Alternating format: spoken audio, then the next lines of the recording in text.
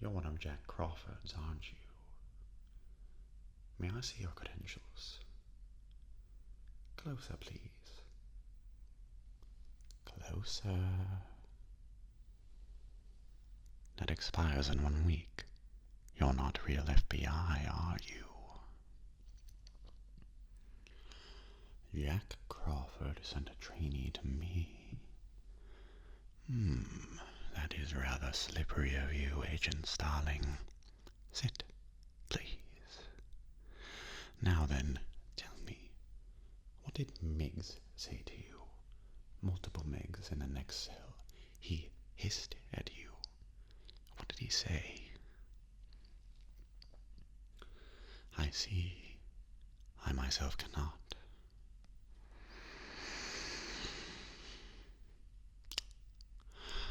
You use Evian skin cream. And sometimes you wear l'air du temps, but not today.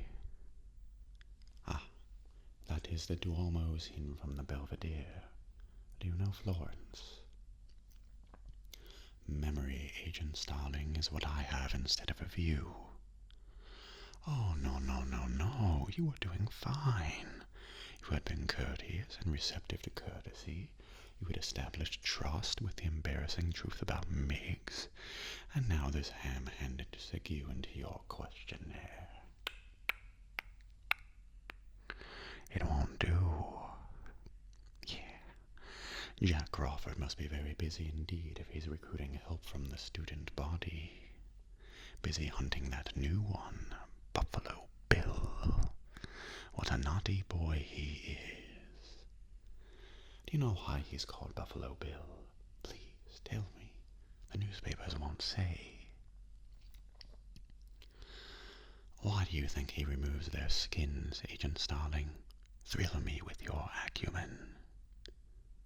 I didn't.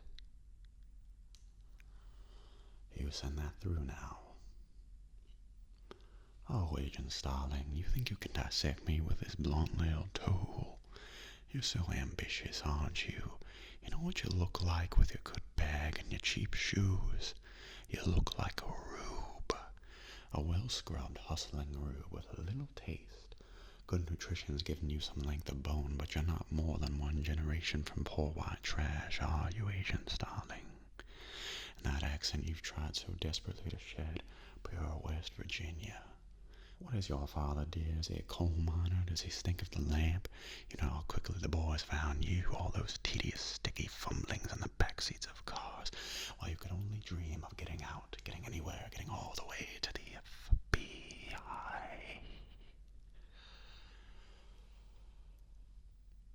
A census taker once tried to test me. I ate his liver with some fava beans and a nice Chianti.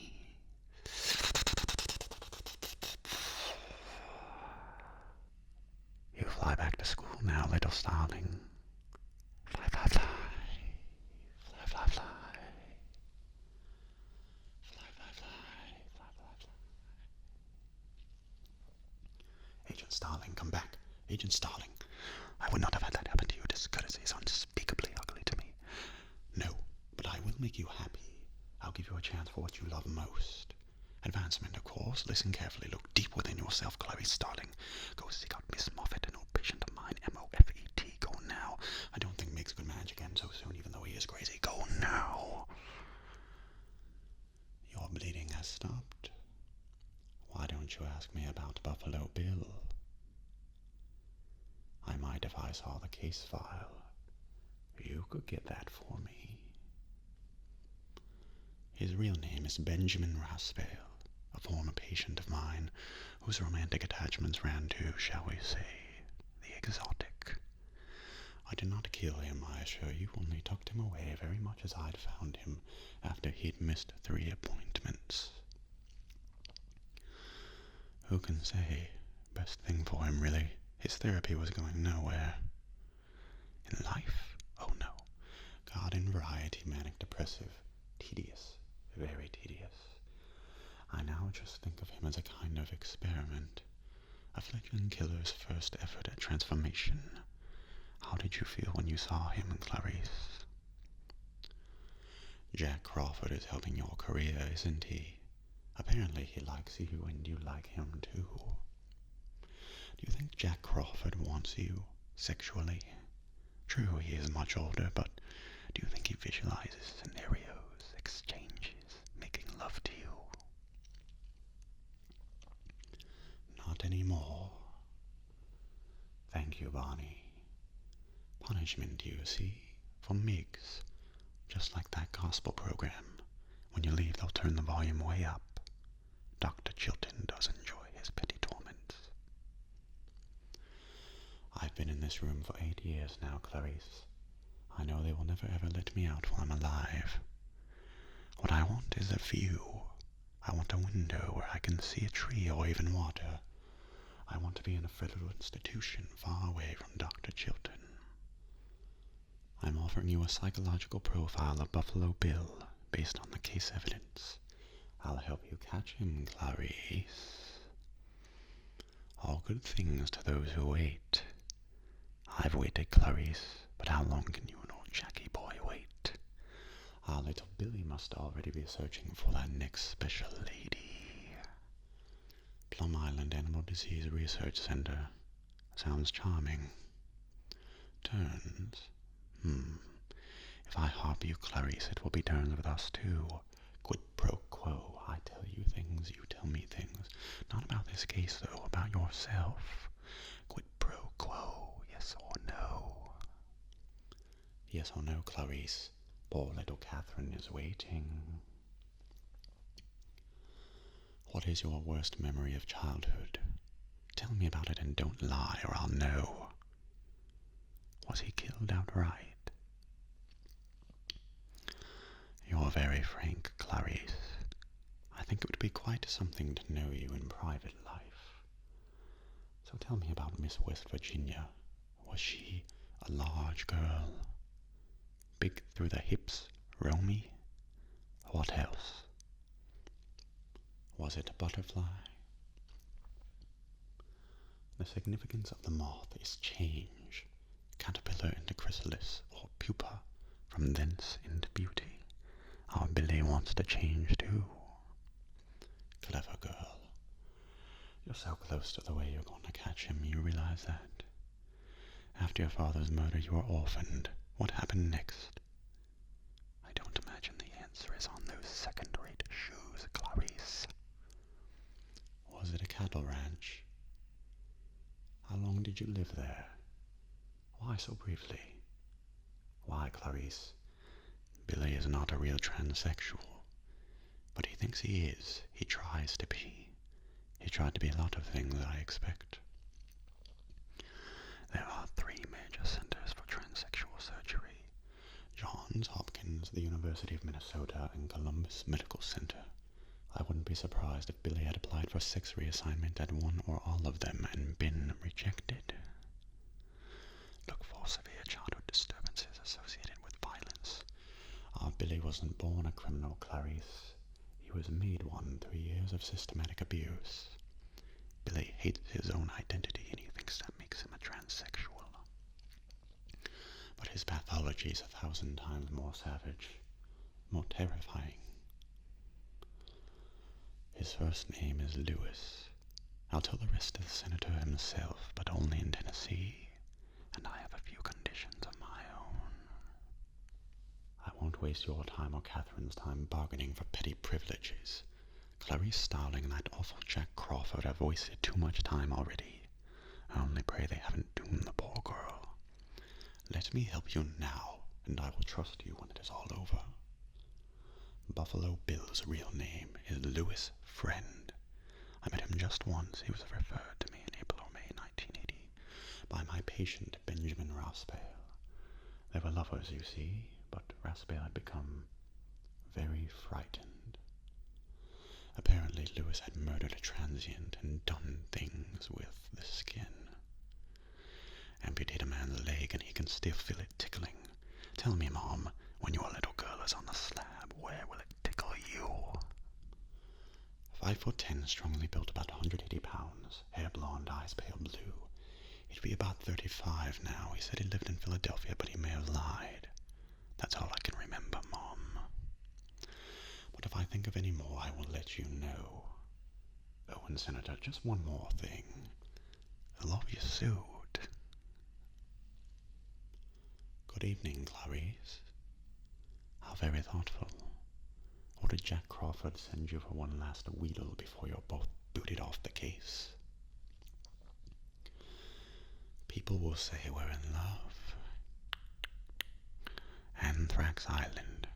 That was an especially nice touch, Clarice. Yours? Yeah, that was good. Pity about poor Catherine, though. Tick-tock, tick-tock, tick-tock, tick-tock. Oh, Clarice, your problem is you need to get more fun out of life. Well, I've read the case files, have you? Everything you need to find him is right there in those pages. First, principles, Clarice, simplicity. Read Marcus Aurelius. Of each particular thing ask, what is it in itself? What is his nature? What does he do with this man you seek? No, that is incidental. What is the first and principal thing he does? What needs does he serve by killing? No, he covets. That is his nature. And how do we begin to covet, Clarice?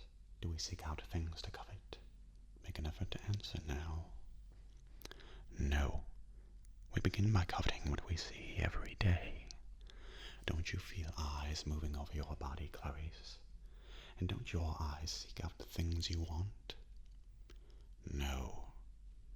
It is your turn to tell me, Clarice. You don't have any more vacations to sell.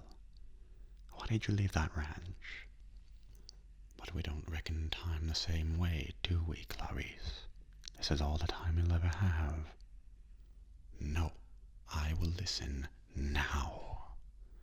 After your father's murder, you were orphaned. You were 10 years old. You went to live with cousins on a sheep and horse ranch in Montana.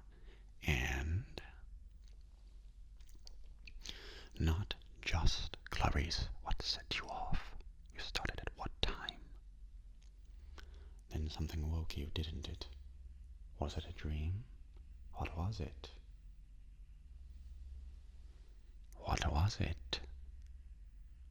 What did you do? And what did you see, Clarice? What did you see? They were slaughtering the spring lambs, and you ran away? But you could and you did, didn't you? Where were you going, Clarice? What became of your lamb, Clarice? You still wake up sometimes, don't you? Wake up in the dark and hear the screaming of the lambs. And you think if you save poor Catherine, you could make them stop, don't you? You think if Catherine lives, you won't wake up in the dark ever again to that awful screaming of the lambs. Thank you, Clarice. Thank you. Dr. Chilton, I presume. I think you know each other. Brave Clarice, you will let me know when those lambs stop screaming, won't you? Clarice, your case file. Goodbye, Clarice. Just another minute, please. Good evening, gentlemen. Ready when you are, Sergeant Pembry. Mind the drawings, please. Thank you.